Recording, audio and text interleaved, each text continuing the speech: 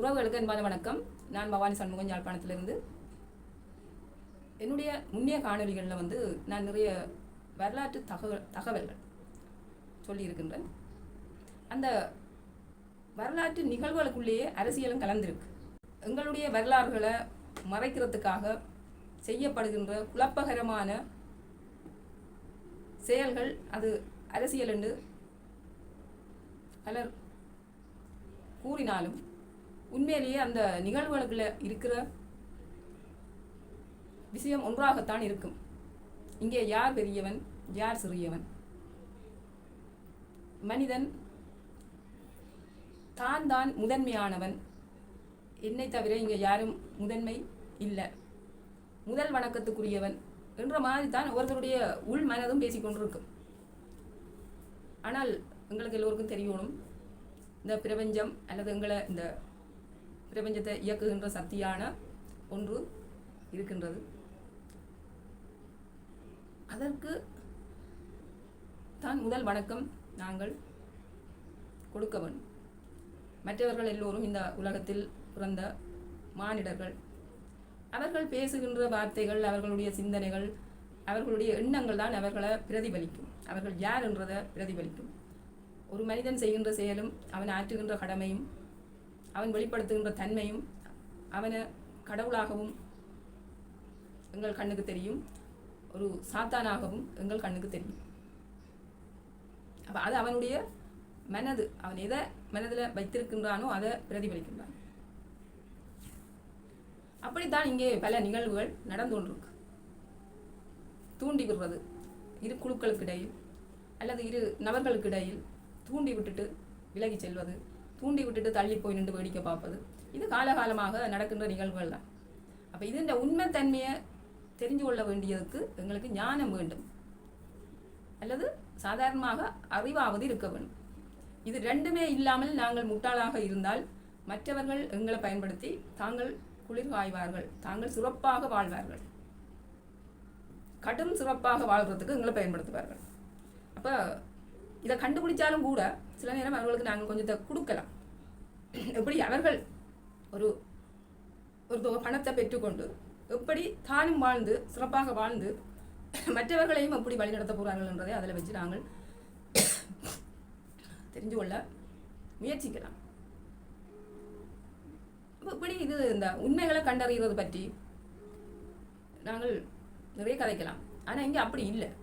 இப்போ ஒருவர் மீது ஒருவருக்கு ஒரு தீ எண்ணம், ஒரு பொறாமை என்ற தீ இருந்துட்டால் ஒருவர் சொல்லுவதை அந்த நடுநிலையில் இருக்கிறவர்கள் நம்பிடுறது. என் மீது ஒருவர் குற்றம் சுமத்துகிறாருன்னு சொன்னால் அந்த நடுநாயகமாக இருக்கிறவர், அது சட்டத்தரணியாக இருக்கலாம், நீதிபதியாக இருக்கலாம், அல்லது போலீஸாராக இருக்கலாம், அல்லது ஒரு ஜிஎஸ்ஆக இருக்கலாம், அப்படி யாரோ, அல்லது ஒரு பஞ்சாயத்து தலைவராக இருக்கலாம். நம்பி விடுவோம், சொல்லுவது சரியாகத்தான் இருக்கும்னு சொல்லி. ஆனால் அந்த உண்மைத்தன்மையை கண்டறியப்படாததனால் குற்றஞ்சாட்டப்பட்ட பகுதி அல்லது குற்றஞ்சாட்டப்பட்ட நபர் பாதிக்கப்படுவதால் இந்த உலகத்தில் நீதி தவறுகின்றார்கள். நீதி என்றது எல்லோருக்கும் சமனாக இருக்க வேண்டும். ஒருவருக்கு ஒரு மாதிரியான நீதி, இன்னொருவருக்கு ஒரு மாதிரியான நீதி என்றது இங்கே ஒன்றுமே இல்லை. அது மனிதர்களுடைய ராட்சியத்தில் இருக்குது, ஆனால் இறைவனுடைய ராட்சியத்தில் இல்லை. அப்போ இப்படியே இதை கதைச்சு கொண்டு போய்க்குள்ள இப்போ இயேசு என்றால் யார்? அவர் எப்போ வருவார்? எல்லோரும் சொல்லுகிறார்கள் வருவார்ன்னு சொல்லி. ஆனால் அவர் இன்னும் வரையில. இதை கேட்டு எங்களுக்கு மண்டையெல்லாம் வெடிக்குது. என்ன வருவார்னு சொல்லினோம், ஆனால் அவர் வரையிலேன்னு சொல்லி. அப்போ அவர் வாரதண்டா என்ன வடிவத்தில் வருவார்? ஒன்றில் ஒளி வடிவத்தில் ஜோதியாக வருவாரோ, அல்லது ஒரு தாயின் வயிற்றில் பிறந்து வருவாரோ என்றெல்லாம் நான் கதைச்சிருக்கிறேன். அப்போ அவர் தாயின் வயிற்றில் பிறந்து வருவார்ன்னு சொல்லி சொன்னால் அந்த இயேசு என்று அந்த தூய ஆத்மாவை பெற்றெடுக்கக்கூடிய பெற்றோர்கள் யார்? அவர்கள் எங்கே இருப்பார்கள்? அவர்கள் கிறிஸ்தவர்களாக இருப்பார்களா, அல்லது இந்துக்களாக இருப்பார்களா, முஸ்லீமாக இருப்பார்களா என்றெல்லாம் சொல்ல வேணும். அப்போ தான் மக்கள் இன்னும் புரிந்து கொள்வார்கள், நெருங்குவார்கள். இப்போ வெறுமனே நாங்கள் இயேசு வருவார் என்று சொல்லுவதனால் மக்கள் யாரும் அதுக்குள்ளே நெருங்க மாட்டார்கள். இயேசு வருவார் என்று சொல்லிக்கொண்டு ஞானஸ்தானம் எடுங்கோ என்று சொல்வதில் எந்த ஒரு லாபமும் இல்லை. அப்போ அவர் வாரத்துக்கான வழிமுறைகளை நீங்கள் காட்ட வேணும். அப்போ அதை செய்யாமல் நாங்கள் இயேசு வருவார்னு சொல்வதனால் இன்றைக்கி உலகம் முழுக்க இந்த சமூக வலைத்தளங்களில் மூழ்கி இருக்கிற மக்களுக்கு குழப்பங்கள் ஏற்படுகின்றது. அப்போ அந்த குழப்பத்தினால் இன்றைக்கு இந்த உலகம் இயங்காமல் நிற்கின்றது. ஏனென்றால் பெரும்பான்மையான மக்கள் யோசிக்கிறார்கள், நாங்கள் சாக போகிறோம், சண்டை நடக்க போது, அழிவு வரப்போகுது, அப்போ நாங்களே உழைக்க வேணும், நாங்களே தூர நோக்கத்தோடு சிந்திக்க வேணும், இன்றைக்கு என்ன இருக்கோ இந்த வாழ்க்கையை நாங்கள் எப்படியாவது வாழ்ந்துட்டு போகணும் என்று சொல்லி மேலத்தைய நாடுகளில் எப்படியெல்லாம் குழப்படிகள் செய்தார்களாம். ஆனால் மேலத்தைய நாட்டு மக்கள் சட்டத்துக்கு கட்டுப்படுவார்கள். ஆனால் அவர்களுடைய கலாச்சாரம் வேறுபட்டதாக இருக்கின்றது. இன்றைக்கு எங்கட நாடுகளில் சட்டமும் இல்லை, கலாச்சாரமும் இல்லை. ஏனென்றால் அழிவு வரப்போகுது, நாங்கள் அழிய போகிறோம், அதுக்கிடையில் நாங்கள் இந்த திராட்சை ரசத்தை குடிச்சிட்டு அழிவோம் என்று நினைக்கிறேன். ஒரு நோக்கம் இல்லாமல் மக்கள் ஓடிக்கொண்டிருக்கிறார்கள். அப்போ அதனால்தான் நான் கடந்த காலங்களில் நாங்கள் ஒரு குறிப்பிட்ட மக்களாவது வெளி நாடுகளை நோக்கி போன மக்களை தவிர உள்நாட்டில் இடம்பெயர்ந்து நாங்கள் ஒரு பிரதேசத்துக்குள்ளே போய் சில மாவட்டங்களுக்குள்ளே போய் அதுக்குள்ளே இருந்து வாழ்ந்து இன்றைக்கு யுத்தத்தை கண்டு அதுக்கான நீதிக்கு ஏங்கி நின்று இன்றைக்கு எதுவும் இல்லாமல் இருந்தாலும் எங்களோட கையில் வரலாறு இருக்கின்றது.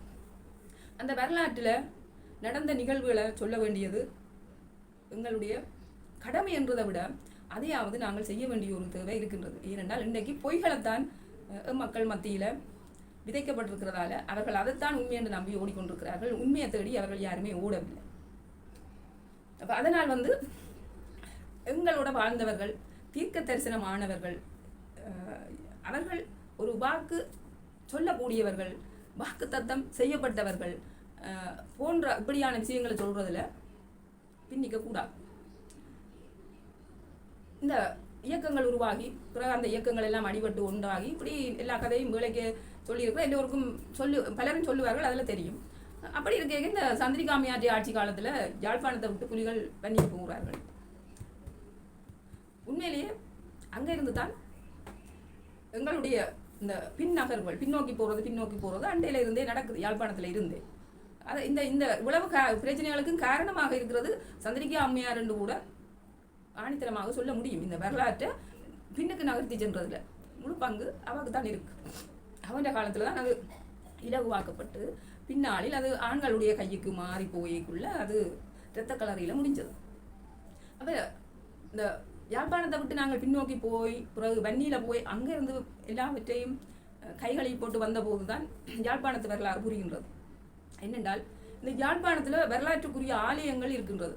இன்றைக்கு ஜெருசலேமில் இயேசுவின் வருகைக்காக அங்கே காத்திருப்பது போல இங்கேயும் முருகனுடைய ஆட்சி நடந்த பிரதேசம், முருகனுடைய வருகை நடந்த இடமாக இந்த யாழ்ப்பாணத்தின் வலிகாமம் பகுதி இருக்கின்றது. அதில் தான் இந்த 3 ஆலயங்கள் இந்த வரலாற்றை நான் சொல்லுவேன். அபிஷேக கந்தன், அன்னதான கந்தன், அலங்கார கந்தன். இப்போ இது ஒரு முக்கோணமாக இருந்தாலும் அதை வரைந்தால் ஒரு சக்கரமாக வரும். அப்போ இந்த உலகம் சுழற்சி முறையில் ஒரு மணிக்கூட எப்படி 24 மணி நேரத்துக்கு ஒருக்கா சுற்றி சுழண்டு வருகின்றதோ அதே போல் இந்த உலகம் சுற்றி கொண்டிருக்கின்றது. அப்போ இதில் பல மாற்றங்கள் வருகின்றது. அப்போ எங்களுடைய இந்த ஆரம்பித்த போர் இந்த முருகனுக்கு நிகரானவர் இதை அவர் பின்னோக்கி நகர்த்துகிறார் இந்த வரலாற்றை பாதுகாப்பதற்காக. பிறகு நாங்கள் வன்னியில் போகிறோம். வன்னியில் போய் சண்டைகள், பிறகு அதனூடாக சமாதான பேச்சுவார்த்தைகள், உலகம் முழுக்க அந்த பேச்சுவார்த்தைகளின் ஊடாக சுற்றக்கூடிய இறை தூதர்கள் பலர் சுற்றி வந்தார்கள். உலகமெல்லாம் சென்று அந்த இறை தூதர்கள் சுற்றி வருவதை பார்த்து பொறாமை கொண்டவர்கள் அவர்கள் அந்த நிலையை அடையக்கூடாது, அவர்கள் ஒரு வெற்றியை அல்லது அவர்கள் ஒரு சமாதானத்தை அடைந்து ஒரு நல்ல ஒரு சிறப்பான ஒரு ஆட்சியோடு அவர்கள் வாழக்கூடாது என்ற பொறாமை எண்ணத்தினால் ஆத்திரம் அடைந்தவர்களின் சூழ்ச்சியால் அந்த அழிவு ஏற்படுகின்றது. இதை இன்றைக்கு பலர் கையில் எடுத்து தெரிந்து கொண்டு முட்டாள்கள் மக்களை பலி கொடுத்தார்கள் என்று சொல்லுகின்றார்கள். அதற்கு பேர் ப்ராஜெக்ட் வீக்கன் என்று சொல்லப்படுகின்றது. இது தெரிஞ்சு கொண்டே அவர்கள் அதை நிகழ்த்தினார்கள். அப்போ இந்த வீக்கன் ப்ராஜெக்ட் வீக்கனுக்குள்ளே என்ன திட்டம் இருக்குன்னு சொன்னால், இந்த மாவிலாறு அணைக்கட்டு பிரச்சனையை ஏற்படுத்தி அதனூடாக திருவண்ணாமலை மட்டக்களப்பை எல்லாம் விட்டுட்டு நாங்கள் மன்னார் ஊடாக மடு விட்ட போகிற திட்டத்தை கொண்டு வந்தவர் எங்களுடைய முன்னாள் ஜனாதிபதி மஹிந்த ராஜபக்ச. அப்போ அந்த மஹிந்த ராஜபக்ச அவர்கள் மன்னாருக்கு ஏன் வர வேண்டிய தேவை இருக்குன்னு சொன்னால், அந்த அவருடைய தாயார் மன்னார் மடுமாதா பெருநாளுக்கு அந்த மடுமாதாவை வந்து வழிபாடு செய்வதற்கு வர வேணும் என்றதுக்காக அவர் அதை கிளியர் பண்ணுறார். இடையில இருக்கிற தடைகளை கிளியர் பண்ணி கொடுக்கறதுக்காக தான் அந்த இராணுவ நடவடிக்கை மேற்கொள்ளப்பட்டது என்ற செய்திகள் அன்று உலாவ விடப்பட்டது. அப்போ இதன் பிறகு இராணுவம் அண்மிக்கும் போது மடு பிரதேசத்தை எங்கட தரப்பு வன்னி தரப்பு இந்த உலகமெல்லாம் இறையின் தூதராக சுற்றி வந்த சூப்பா அவர்கள் அந்த மடுமாதாவையும் தூக்கி கொண்டு வெளியேறின செய்தியும் எங்களுக்கு தெரியும். அப்போ மடுமாதா என்றது வந்து ஒரு தாய், மடுவில் மாதாண்ட அம்மா தாய், வெள்ளக்காரன் மேரி என்ற பெயரை வைத்து சென்று விட்டார். ஆனால் அது உண்மையிலேயே மரி என்றில்லை, மாரி அம்மன், மாரி மாதா, மாரி தாய் என்றதான் அதன் உண்மை என்று சொல்லி அந்த பகுதி மக்கள் சிலர் கூறியிருக்கின்றார்கள். அப்போ அது வந்து ஒரு தாய், இந்த உலகத்தின் அல்லது இயேசுவின் தாய், அவவின் வழிபாட்டு தலம். அந்த தாயை தூக்குற கடமை மகனுக்கு இருக்கு. தாய் நோய்வாய்ப்பட்டால் அல்ல தாய்க்கு ஏதாவது ஒரு இடைஞ்சல் வந்துட்டால் அந்த தாயை காப்பாற்ற வேண்டிய கடமை மகனுக்கு இருக்கு. அந்த தைரியத்தில், அந்த நம்பிக்கையில், அந்த உத்வேகத்தில் அந்த மடு மாதாவின் சொரூபத்தையும் காவிக்கொண்டு வன்னி கிளிநொச்சியை நோக்கி அந்த நகர்வு வருது. ஒரு கட்டத்தில் கிளிநொச்சியிலிருந்து பாதராக்களின் கையில் ஒப்படைக்கப்பட்டு அது வவுனியா ஊடாக செல்கின்றது. அப்போ அங்கே சென்றது, அங்கே காவப்பட்டது, அப்புறம் திரும்பி உள்ளுக்குள்ளே சென்றது எல்லாமே வந்து ஒரு உருவந்தான். இப்போ இதுக்குள்ளே தாய் இருக்கிறா, இதுக்குள்ளே தகப்பன் இருக்கிறார், இதுக்குள்ளே குழந்தை இருக்குது என்ற ஒரு எண்ணம் தான் எங்களுக்குள்ளே இருக்குமே தவிர அதுக்குள்ளே உண்மையிலேயே இருக்கணுமான்றது எங்களுக்கு தெரியாது. அது ஒரு உருவம், சிலை, வடிக்கப்பட்ட சிலை. அந்த சிலையை திருப்பி அனுப்பியாச்சு. பிறகு அந்த மகன் மீது பாசம் வச்சிருந்த அந்த அன்னை உணர்வு பூர்வமாக திரும்பி போகக்கூடிய வாய்ப்பு அவருக்கு இருந்ததா, உண்மையிலே அது நிகழ்ந்ததா, எங்கே சென்றார் என்றது அப்போது யாருக்கும் தெரியாது. ஆனால் இறுதியில் அது நிரூபிக்கப்பட்டிருக்கிறது. தான் எங்கு சென்று சேர வேண்டுமோ அது வரைக்கும் அவ சென்றிருக்கிறான். அப்போ இந்த அம்மனை, மேரிய மாதாவை தூக்கிய அந்த மகன் கொல்லப்படுகின்றார், மிக படுமோசமாக கொல்லப்படுகின்றார். ஏன் அவர் ஒரு இயேசுவாக இருக்கக்கூடாது? தன்னுடைய உரிமை அவருக்கு இருந்ததனால்தான் அவர் தொட்டு தூக்கி இருக்கின்றார். உரிமை இல்லாதவர்களுக்கு அந்த பாக்கியம் கிடையாது. இப்போ ஒரு தாய் என்றவள் அல்லது ஒரு தேவதைகள், தாய் என்றதை விட தேவதைகள் எப்படி இருப்பார்? எல்லோரையும் தொட விடுவார்? தொட முடியுமா? எல்லாரும் முடியாது. அப்படி வாழ்ந்த மனிதர்கள் தான் இன்றைக்கு தெய்வங்களாக நாங்கள் வழிபடுகின்றோம். அப்படிப்பட்ட தெய்வம் தான் அங்கே மேரியாக மாறி மாதாவாக அங்கே வீற்றிருந்தார். மன்னர், தமிழர் பிரதேசம், தமிழர் தாயகத்துக்கு உட்பட்டது. அங்கே யார் இருப்பார்? மாரியம்மா தான் இருப்பார். மேரியம்மான்றது பேர் மாற்றப்பட்டிருக்கு. ஆனால் அந்த இடமும் அந்த அடையாளமும் மாரியினுடையது. இன்றைக்கு யூதர்கள் எப்படி தங்களுடைய கல்லறைகள், தங்களுடைய முன்னோர்கள், தங்களுடைய தலைமுறையினர் அங்கே அவர்களுக்கான கல்லறைகள், அவர்களுக்கான அடையாளங்கள் இருக்குன்னு சொல்லி ரஜினியில் ஈடுபட்டு கொண்டிருக்கின்றார்களோ அதே போல்தான் இந்த விஷயமும் நடந்திருக்கு. இப்போ சிங்கள மக்களும் அவங்க தாய் என்றவர் எல்லோருக்கும் தான். அது அசுரனாக இருந்தா என்ன, தேவனாக இருந்தா என்ன, எல்லோருக்கும் தாய் தான். தாய் எல்லோருக்கும் மனம் இறங்குவாள். அதில் எந்த ஒரு மாற்று கருத்தும் இல்லை. அப்போ அவர்கள் தங்களுடைய தாயண்டு வர இல்லை, இது என்னுடைய தாயண்டு தூக்கி கொண்டு வந்து அந்த சாதனையை புரிந்துவிட்டு சர்வதேச சதியினால் பாரிய ஒரு நிகழ்வு நடந்து வருகின்றது. அந்த இயேசுவின் தூதன் மீது தாக்குதல் நடத்தி இருந்த பங்கருக்குள்ளேயே கிண்டி தேடி எடுக்கும் அளவுக்கு அந்த சம்பவம் நடந்து முடிகின்றது. அப்போ அன்றைக்கு இயேசு சிலுவையிலே அறையப்பட்டதுக்கும் இந்த நிகழ்வுக்கும் ஏதாவது ஒரு வித்தியாசம் இருக்கா? சித்திரவதை இந்த உலகத்துக்கு ஒரு வெளிச்சத்தை கொடுக்கறதுக்காக வந்த இயேசுவை எப்படி கொன்று ரத்தம் இந்த உலக மக்களின் பாவங்களை கழுவுறதுக்காக ரத்தம் சிந்த வைக்கப்பட்டதோ அதுபோல நிகழ்வு இங்கே நிகழ்த்தப்பட்டது. பதுங்கு குழி, இந்த பதுங்கு குழியை நீங்கள் ஞாபகமாக வச்சிருங்கோ. இந்த பதுங்கு குழியில் வலியமடத்தில் அல்லது கடற்கரை பகுதியில் பதுங்கு குழியில் இன்னொரு சம்பவம் நிகழ்த்தப்பட்டது. அந்த சம்பவத்துக்கும் கிளிநொச்சியில் சுப்பா மீது நடத்தப்பட்ட சம்பவத்துக்கும் அவர் மடுமாதாவை தூக்கினதுக்காக அவர் கொல்லப்படுகின்றார் குறி வச்சு. அதே போல ஒரு சம்பவம் இறுதி நேரத்தில் நிகழ்த்தப்பட்டிருக்கு. அப்போ நான் இது ஏன் சொல்லுறேன் என்று சொன்னால், நாங்கள் இனித்தான் வரப்போயினம் என்று சொல்லி நாங்கள் எதிர்பார்த்து கொண்டிருக்கிறோம். வேதங்களில் எழுதப்பட்டதென்று எழுதி பார்த்து கொண்டிருக்கிறோம்.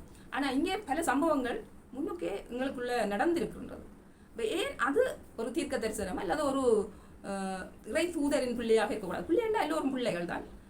எல்லோரும் அது இந்த ஈழத்தின் வரலாற்றுக்குரிய இந்த உலகத்தின் மூத்த வரலாற்றுக்குரிய மக்கள் மத்தியில் நடந்த நிகழ்வு.